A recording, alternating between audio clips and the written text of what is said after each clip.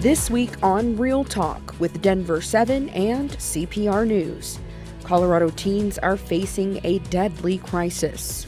We're looking at 1 in 5 high school students reporting seriously considering attempting suicide. That's even higher in certain groups, teenage girls, or it's about 1 in 3. This week we're having a real talk about the mental health struggles teens face in Colorado, how they're dealing with the problems they face, and what's being done to help them. Welcome to Real Talk with Denver7 and CPR News. I'm Denver7's Micah Smith. And I'm Colorado Public Radio's Nathan Heffel. Each week in a partnership between Denver7 and CPR, we have a real talk about issues impacting underrepresented people across Colorado. Yeah, and today we're talking about teen mental health. There are so many teens across the state that are experiencing a mental health crisis, and that's according to the nonprofit Colorado Health Institute. A study done in 2021 shows adolescents from 11 to 18 have seen rates of poor mental health double since 2017. Children who identify as people of color or LGBTQ+ are at a higher risk due to the higher risks of discrimination. And the pandemic has only made things worse. Nationwide, the CDC found 1 in 3 high school students experienced poor mental health during the pandemic, saying they had a constant feeling of sadness and loneliness. And now a school in Cherry Creek called Traverse Academy has opened to serve those students.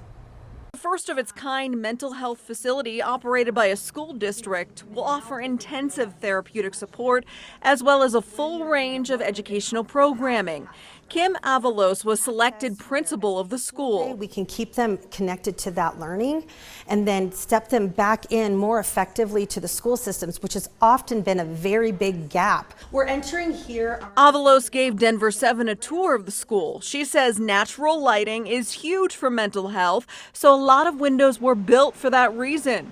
There's also rooms students can go into to change the color of the lighting to help them calm down and self-soothe. We've got access to outdoor spaces, which we know is regulating. We've got a climbing wall. Many people actually, who are experiencing mental health care or needs in the mental health care rate, they need to move. One unique part of the building, this safety feature was built onto the doors of each room to help and assist the students, so a student can't harm themselves. The door will open the opposite way, making it easy for a staff member to enter. I really just want to be a mentor for those kids who don't have any mentors. Eggleston says he's ready for the doors to officially open, stressing he also welcomes the failures that come with it. I want to teach those kids that too, that you don't have to just fall on the floor and give up because of those mistakes, but you can learn and overcome them and just become stronger through them. Yeah, it is really interesting that those students, they want to learn, and now they have a safe space they can do that and deal with their issues they're having with mental health. And I think it shows the power of resources. When we put resources toward these issues, we start to see beautiful results there. So let's go from Traverse Academy in the Cherry Creek School District to Aurora. That's where William Smith High School is bringing mental health lessons right into the classroom. Yeah, so joining us from William Smith High is student Kevin Rankin and his teacher Paul Jabovsky. Thank you both so much for being here. Yeah, of course. Well, Paul, let's start with you. Tell us a little bit about how William Smith focuses on mental health and how you kind of integrate that into everyday learning. Well, we're a project-based learning school and part of the EL Education Network. We're also a pilot school in our district, so we're given some leeway to create our own curriculum. And a few years ago, I heard from students that one of their greatest needs or desires in the school was for some mental health supports. So I created a project, How to Stress Like a Genius, to work through some of these challenging issues, normalize and destigmatize mental health care. So through several iterations since 2018, we've kind of landed where we are now in a project that's a social research project that the product is a playbook for one's own proactive self-care. So teaching the student in the classroom how to be more aware of what's going on up here, as opposed to saying, why don't you go see the counselor down Correct. the hall? You're doing it right in the classroom, is that right? Ish? That is. Yeah. It's not in lieu of sending them to a counselor or other resources. Sure. But we start with the self. What is something I can do with myself, for myself, before it gets to a time of more panic? Got it. Yeah. I think that's good. And Kevin, you spent some time with CPR education reporter Jenny Brundine, and for that story, you took her to a small labyrinth that was built at your school. So if you can, describe for us what that is and how it helped you. Yeah, so a labyrinth essentially is a maze, but what we like to call the labyrinth in our backyard is a labyrinth of our mind. It's something we do to focus on our wellness. And really what essentially you do is you walk through it and think about something you haven't been able to struggle or haven't been able to get through, you know? Maybe something that's been bothering you. And essentially all you really want to do is Like focus on it, Yeah. seems like. yeah, really focus on it and learn how to deal with it. Yeah. And know that even if you can't get to a solution, the process of thinking about it is important.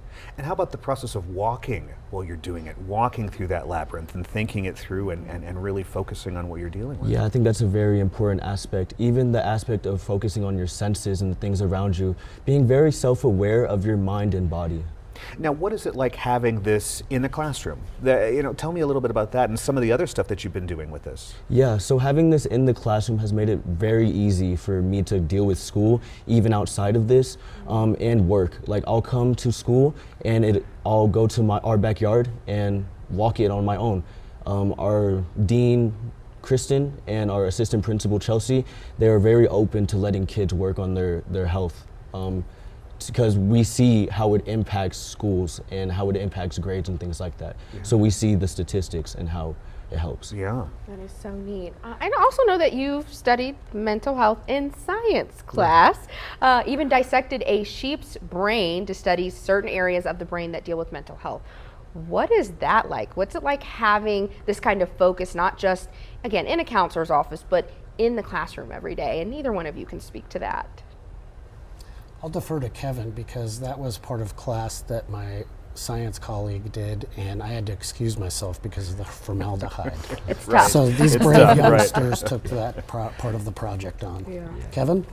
Yeah, so really being able to do a project like that and being able to dissect and see what part of our brains and what they do really shows me how I operate really. And that's something I've always been interested in through life is why does what I do, you know? Why my brain works the way it does, definitely. So this has really gave me a better understanding on the different parts of myself.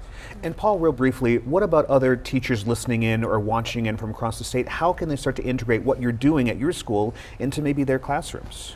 Well, one great resource is castle.org, and that is a website all around social emotional learning.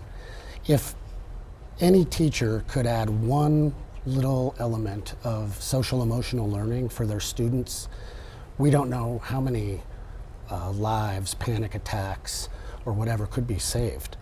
So I think it's never too late to start. And even the smallest gesture can pay large dividends. Well, I just want to remind everyone, Kevin Rankin is a junior at William Smith High School in Aurora. Paul Jabrowski is a literary teacher at the same school. Thank you to both of you for joining us for this Real Talk. Thank you for having us. Well, we are continuing this conversation on teen mental health, diving into the specific issues many students face. So coming up, we'll hear from someone who covers Colorado schools and who's also a mom herself. Stay with us. This is Real Talk with Denver7 and CPR News.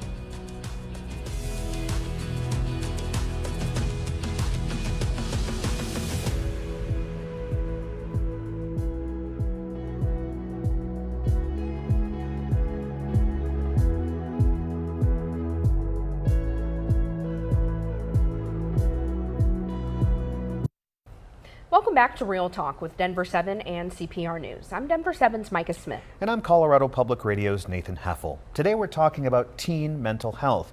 Many students across the state are raising the alarms, saying they're feeling more pressure and stress than ever before. And schools say they need more resources to give them the adequate help. CPR education reporter Jenny Brundine has talked to a lot of people about this topic, and she joins us now to share some of that perspective. Jenny, thanks so much for being here. Thank you for asking me.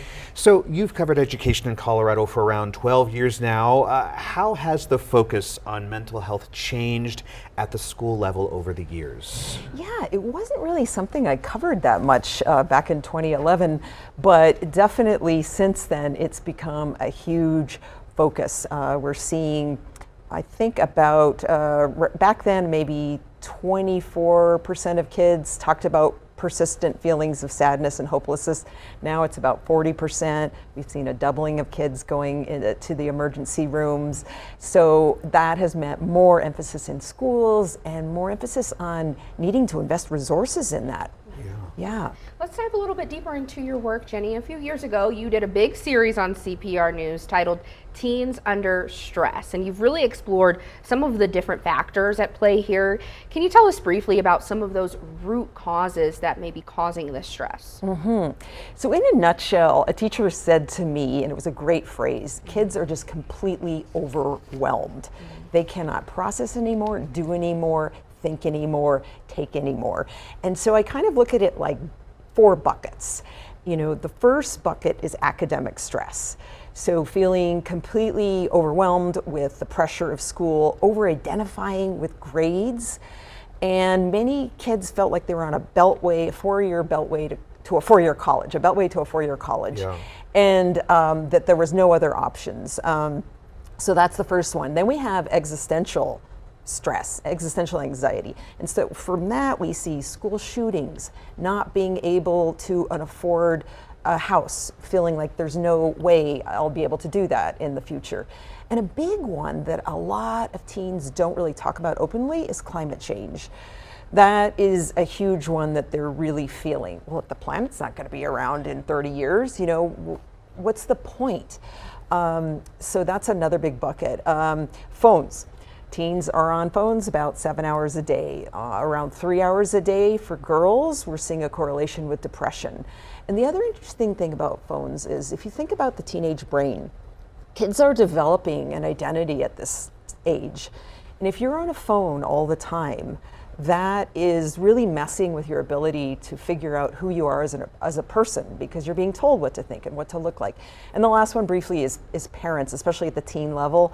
Lots of pressure coming from parents, micromanaging, asking about homework all the time. This is compounding. So all these things are kind of layered on top of one another, and then the pandemic had an even more exacerbated high all pressure. That. Yeah. Well, and you're a mom, Yes. right? How has that impacted, you know, kind of how you learn about all of these things? What are some of the concerns that you have specifically from being a parent and covering all of this? Yes, I wish I had done this series fully before my kids were teenagers, because I learned so much. The first thing is just listen. Stop yammering on and asking about their homework constantly, and just listen, deep listening. Another thing is don't focus on the behavior so much, but what is behind that behavior? Why are they doing something? A third thing is validating. Validate their feelings. I see you're struggling right now. You know, what do you want to talk more about that? And another big thing I learned that is perhaps the biggest piece of advice to parents is get your tone in order, because if you escalate, they escalate. And so really focusing on your own behavior and how you react to your teens. And maybe lastly, very briefly, I would recommend every parent does some research on the adolescent brain before your kids hit puberty, because that taught me a lot. Yeah. They're perceiving the world totally different from how we do. Right, and we sometimes forget that. Yes. Yeah. Yes. Yeah, it's interesting. They perceive it differently, but they're dealing with some of the same things that we deal with. You mentioned phone. Yeah. I thought about this, you know, the other day I got a text message and it totally changed my mood. I went from up here to down here, and I can imagine with a not fully developed brain, even more so, you've got that volatile reaction. So Definitely. It can be tough. Well, Jenny, thank you so much for joining us for this Real Talk. Thank you for having me. We're continuing this Real Talk on teen mental health. Coming up, I'm talking with one school about their mentorship program that's changing lives one student at a time. Stick with us. This is Real Talk with Denver7 and CPR News.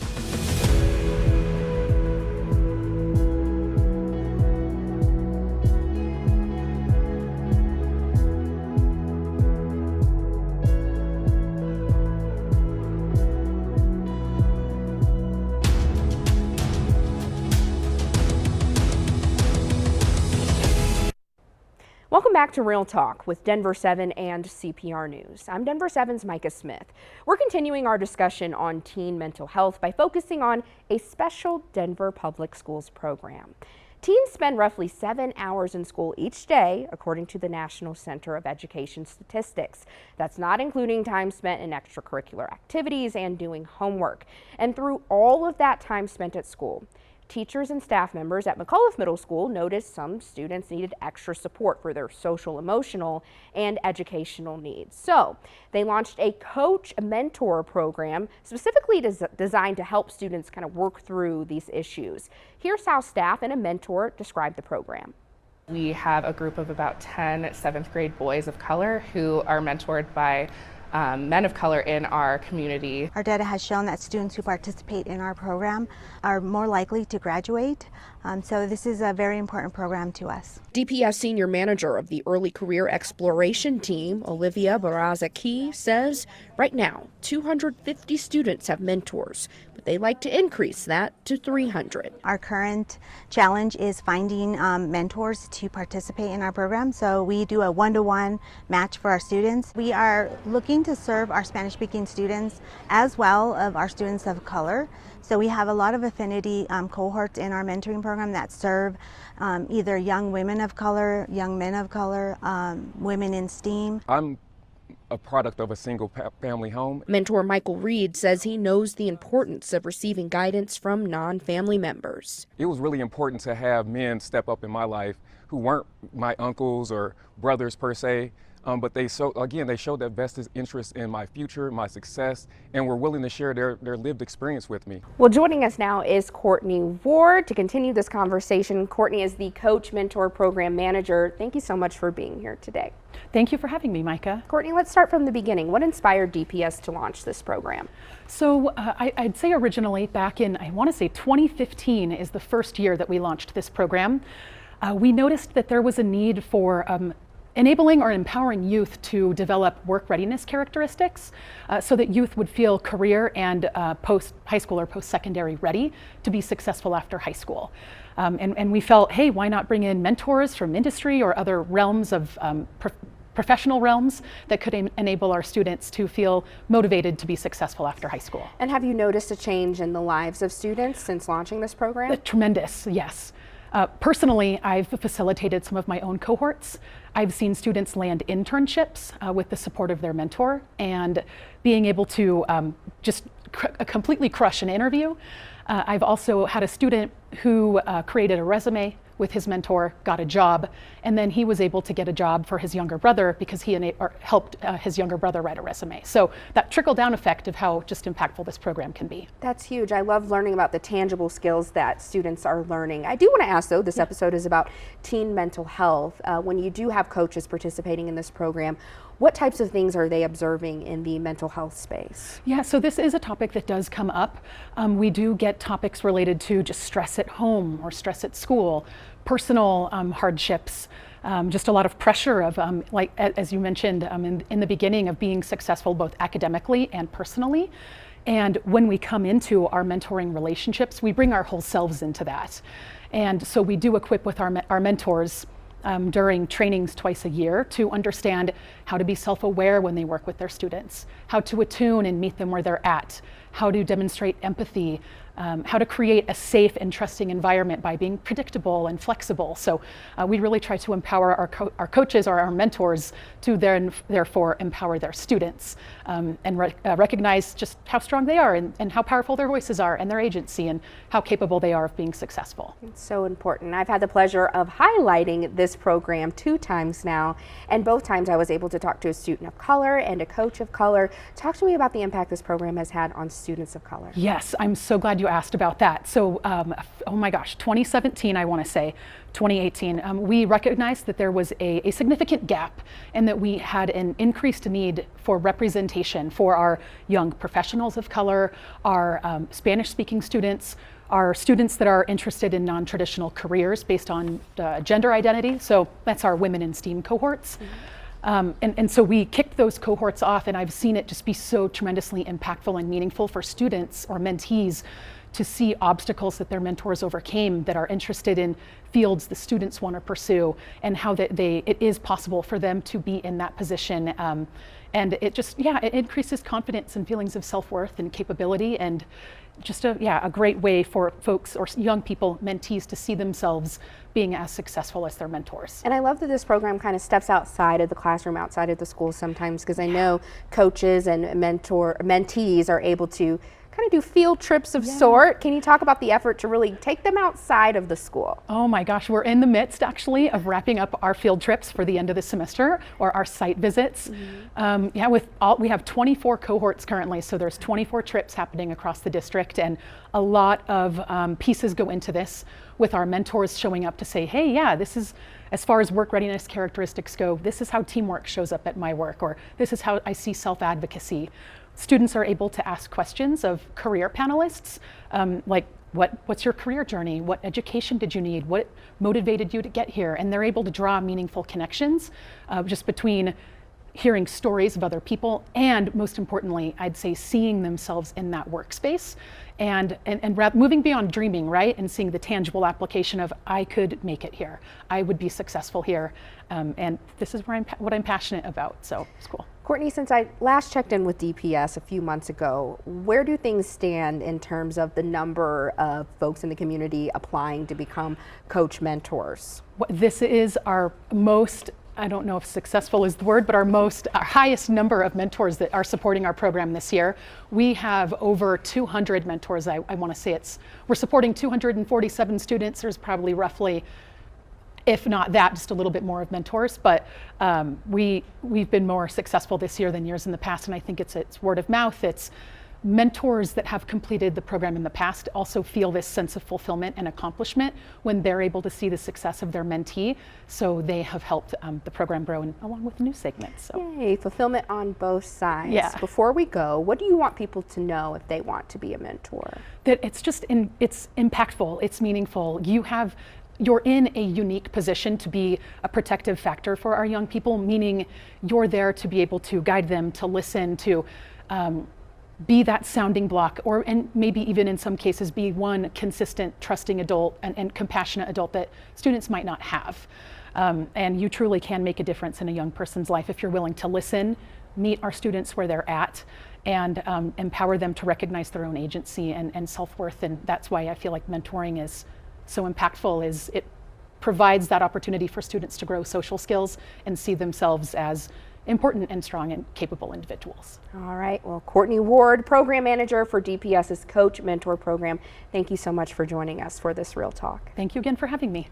And that's this week's episode of Real Talk with Denver7 and CPR News. Every week, we'll be having a Real Talk on issues that impact Coloradans who are often overlooked. You can find all of our shows on denver7.com/realtalk or at cpr.org/realtalk. Have a great day.